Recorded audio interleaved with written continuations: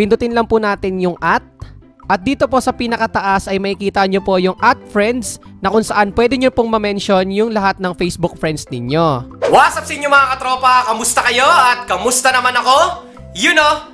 So ngayon for today's video ay magkakaroon na naman tayo ng isang simpleng tutorial na kung saan ituturo ko sa inyo kung paano nga ba i-mention lahat ng Facebook friends mo sa isang Facebook post in just one click. Yes, pwede mo na pong gawin yon, pero bago tayo magsimula, pasok! Intro.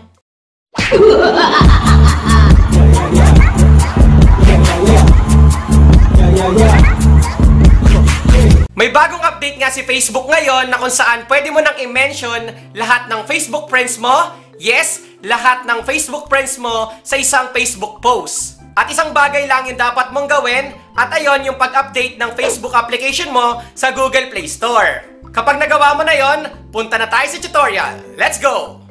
Ang unang step na kailangan po natin gawin ay pumunta sa Google Play Store para i-update yung Facebook application natin. So dito, i-search lang po natin yung Facebook at may lalabas po dyan na open. Kapag open na po yung nakalagay ay automatic na updated na po yan. Ibig sabihin okay na po.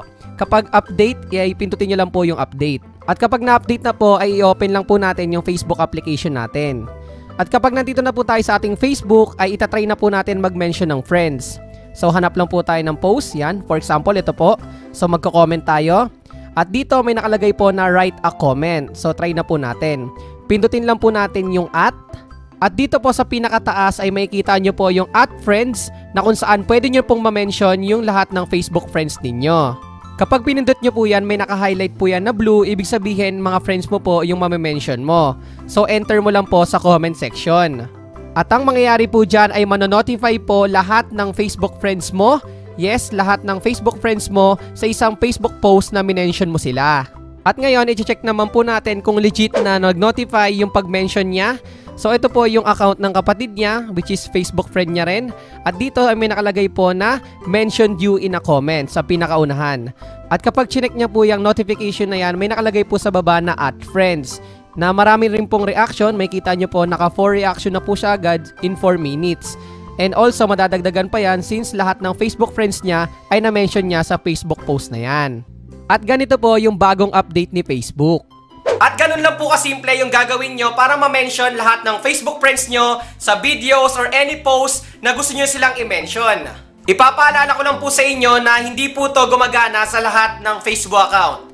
Yes, hindi po para sa lahat ng Facebook account. Marami po sigurong nagtatry at naghahanap ng method or way para magawa to, kaso nga lang hindi pa po to applicable sa ngayon. Yung ibang Facebook account na nakakagawa na ay maswerte sila dahil update po yon ng Facebook account nila. So ang gagawin na lang po natin ay hintayin po natin yung update ni Facebook sa Facebook account natin. Ganun lang po yon. At syempre, mas malaki yung chance na magawa mo tong step na to kung updated yung Facebook application mo. So yung first step na ginawa natin ay yun po muna yung gawin mo. Kasi baka gumana po yan sa Facebook account mo kapag updated yung Facebook application mo. Wala naman po masama mag-try. Kasi based on experience po ay hindi rin po siya gumagana sa Facebook account ko at baka sa'yo rin po ay hindi pa po gumagana at in the future ay for sure ay gagana naman po yan kasi depende po yan sa pag-update ni Facebook sa mga account natin. At ayun lang po yung simpleng tutorial natin sa araw na to at sana meron ka pong bagong natutunan. At sana ngayon nalaman mo na kung paano nga ba i-mention lahat ng Facebook friends mo sa isang Facebook post in just one click. At kung ikaw ay may clarification, suggestions, or questions, ay pwede mo yung i-comment dyan sa may comment section sa baba. And also pwede mo ring i-like and follow yung Facebook page natin na makikita mo dito.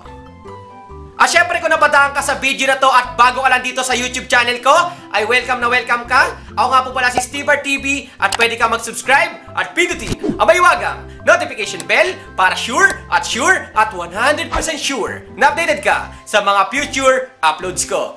You know, peace out, like, comment, subscribe. Peace, one love.